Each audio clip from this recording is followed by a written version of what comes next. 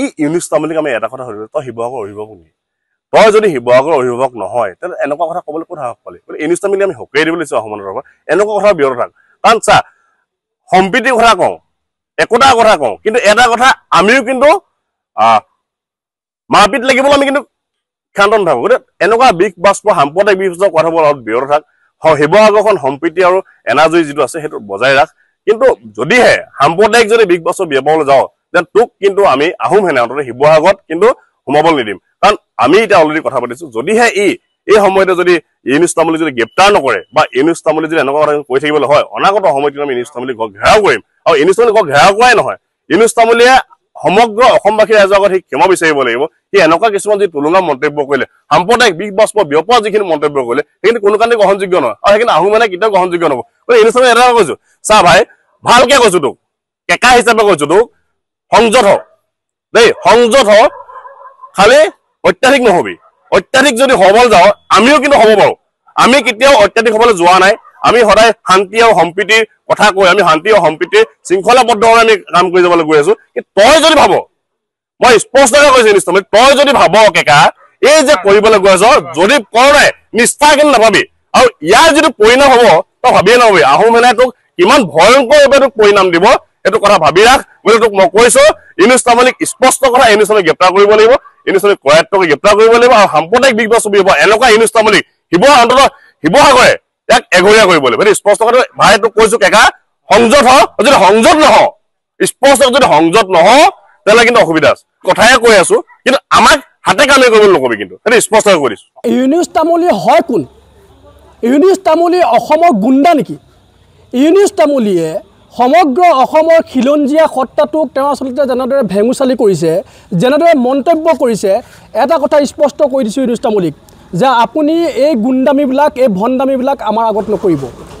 এটা কথা স্পষ্ট কৰি কওঁ যে ৰাষ্ট্ৰসংঘই যিটো শব্দ, খিলঞ্জীয়া নামৰ যিটো শব্দ, খিলঞ্জীয়া নামৰ শব্দটোৰ যিটো সত্তা, যিটো ৰাষ্ট্ৰসংঘই আচলতে মান্যতা প্ৰদান কৰিছে, সেই ৰাষ্ট্ৰসংঘকো অৱমাননা কৰি এই ইউনুছ তামুলী নামৰ এই গলিৰ গুণ্ডাটোৱে আচলতে যেনেকুৱা ধৰণৰ মত পোষণ কৰিছে, এইটো সম্পূৰ্ণৰূপে ধিক্কাৰ জনাইছোঁ, গৰিহণা জনাইছোঁ।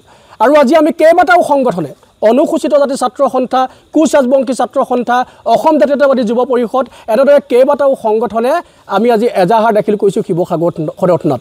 আৰু স্পষ্টৰূপে ক'ব খুজিছোঁ যে এই ইউনুছ তামুলীক আটক কৰিব লাগিব। ইউনুছ তামুলীয়ে যিবিলাক শব্দৰে, যিবিলাক বাক্যৰে সাতাম পুৰুষীয়া ঐক্য সম্প্ৰীতিৰ বিনষ্ট কৰিব খুজিছে, যিবিলাক শব্দ বাক্যৰ জৰিয়তে, যিবিলাক মানে আদব কায়দাৰ জৰিয়তে আমাৰ মাজত আচলতে এক ভাতৃঘাতী সংঘৰ্ষ, গোষ্ঠীগত সংঘৰ্ষ, সাম্প্ৰদায়িক সংঘৰ্ষ ৰূপায়ণ কৰিবলৈ চেষ্টা কৰিছে, এনেকুৱা ধৰণৰ কাৰ্য কোনো কাৰণতে মানি লোৱা নহ'ব। ইউনুছ তামুলীক শিৱসাগৰ প্ৰশাসনে আটক কৰি জেইল হাজতলৈ প্ৰেৰণ কৰিব লাগিব, অন্যথা কিন্তু এই মনে মনে বহি নাথাওঁ। ইয়াৰ যি ভণ্ডামী, ইয়াৰ যি গুণ্ডামী, ইয়াৰ যি আচলতে নৈতিক শ্লোষণ বুলি ক'ব লাগিব, এইবিলাক যিবিলাক কৰি আছে তেওঁ, এইবিলাক অতি শীঘ্ৰে বন্ধ কৰাব লাগিব, আৰু শিৱসাগৰ প্ৰশাসনেও ইয়াৰ বাবে বাধ্য থাকিব লাগিব। শিৱসাগৰত এখন নাগৰিক সভা আয়োজন কৰা হৈছে। সৰ্বস্তৰ শিৱসাগৰবাসী ৰাইজে সেই নাগৰিক সভাত অংশগ্ৰহণ কৰিছে, একেমুখে কেইবাটাও প্ৰস্তাৱ গ্ৰহণ কৰিছে। আৰু সেই নাগৰিক সভাতে যিবিলাক উদ্ভট মন্তব্য আচলতে কেইজনমান ব্যক্তিয়ে কৰি আছিলে তেওঁলোকক খকিয়াই দিয়া হৈছে। ইউনুছ তামুলীৰ নামটো তাত সাঙুৰ খাই আছে। তেখেতক স্পষ্ট ৰূপত নাগৰিক সভাই কৈছে যে আপুনি এনেকুৱা ধৰণৰ মন্তব্য নকৰিব, তাৰ বাবে যিবিলাক মন্তব্য পূৰ্বতে কৰিলে তাৰ বাবে গৰিহণা জনোৱা হৈছে। কিন্তু এই যিজন ইউনুছ তামুলী, তেওঁ কিন্তু ধৃষ্টতা দেখুৱালে শিৱসাগৰ নাগৰিক সমাজক অপমান কৰাৰ। ইয়াৰো বিচাৰ হ'ব লাগিব। আৰু সমান্তৰালকৈ ক'ব খুজিছোঁ যে শিৱসাগৰ সদৰ থানাত তেখেতৰ বিৰুদ্ধে বহু গোচৰ আচলতে ইতিমধ্যে পেণ্ডিং হৈ আছে, যিবিলাক গোচৰত শিৱসাগৰ সদৰ থানা পাই তেখেতে জামিন পায়।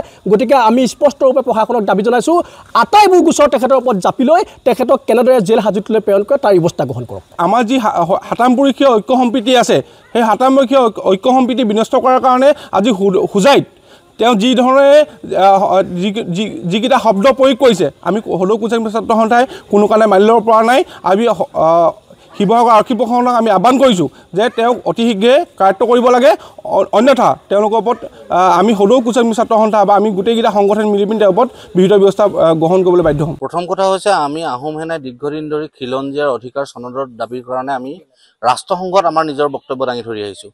যি সময়ত 2007 চনত খিলঞ্জীয়াৰ অধিকাৰ চনদত খিলঞ্জীয়া সম্পৰ্কে স্পষ্ট এটা ধাৰণা গোটেই বিশ্ববাসীক, বিশ্ব সমুদায়ৰ সন্মুখত ৰাষ্ট্ৰসংঘই প্ৰদান কৰিছে যি সময়ত অসমৰ মুখ্যমন্ত্ৰীয়ে 2022 চনত খিলঞ্জীয়া কেবিনেটত মান্যতা প্ৰদান কৰিছে, সেই সময়ত শিৱসাগৰৰ ইউনিছ তামুলী বুলি কোৱা এই পাখণ্ডটোৱে খিলঞ্জীয়াৰ কোনো কথা নাই, খিলঞ্জীয়া বাদ এনেকুৱা ধৰণৰ মন্তব্য সামাজিকভাৱে তেওঁ প্ৰকাশ কৰিছে। আমাৰ স্পষ্ট এটাই কথা যে এই ব্যক্তিজনক অতি শীঘ্ৰে কি কৰিব লাগিব, আৰক্ষী প্ৰশাসনে কৰায়ত্ব কৰি তেওঁক জেল হেজুললৈ প্ৰেৰণ কৰিব লাগিব। যি সময়ত আমি শিৱসাগৰত সকলোৱে মিলি আমাৰ যিটো হাতাম পুৰুষীয়া যে ঐক্য সংস্কৃতি ৰক্ষাৰ কাৰণে আমি কাম কৰি আহিছো, যোৱা 9 আগষ্ট তাৰিখে খিলঞ্জীয়াৰ অধিকাৰ দিৱস আমি পাতিছো, য'ত অসমত সৰ্বপ্ৰান্তৰ খিলঞ্জীয়াৰ অধিকাৰৰ কথা আমি কৈছো। সেই সময়ত 9 আগষ্ট পাৰ হৈ গৈছে, আজি 12 আগষ্টত সি কি কৈছে, খিলঞ্জীয়াৰ কথা নাই বুলি ক'লে। সি কোন হয়?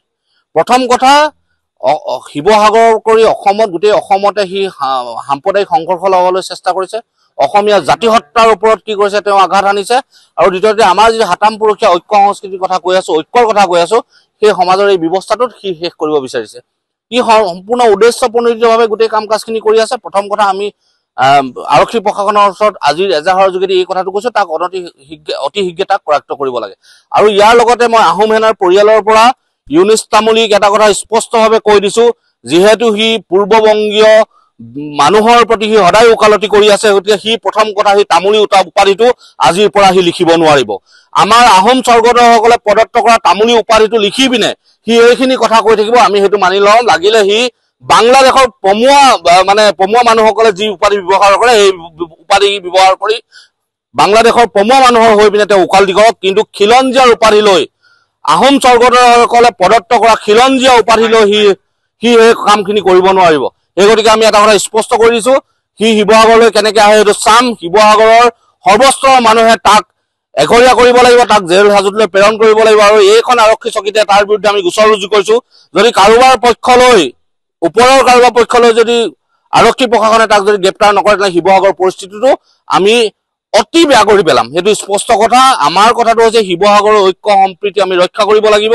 তাৰ কাৰণে এনেকুৱা যিটো জাতিদ্ৰোহী মানুহ আচলতে কাৰাগাৰত থাকিব লাগিব, ইয়াৰ আৰু বিকল্প নাই। সেইগতিকে সি যিমান বাহিৰত থাকিব শিৱসাগৰৰ ঐক্য সম্প্ৰীতি নষ্ট হ'ব। গতিকে আমাৰ স্পষ্ট কথা, তাক আৰক্ষীয়ে গ্ৰেপ্তাৰ কৰি জেল হাজতলৈ প্ৰেৰণ কৰিব লাগিব।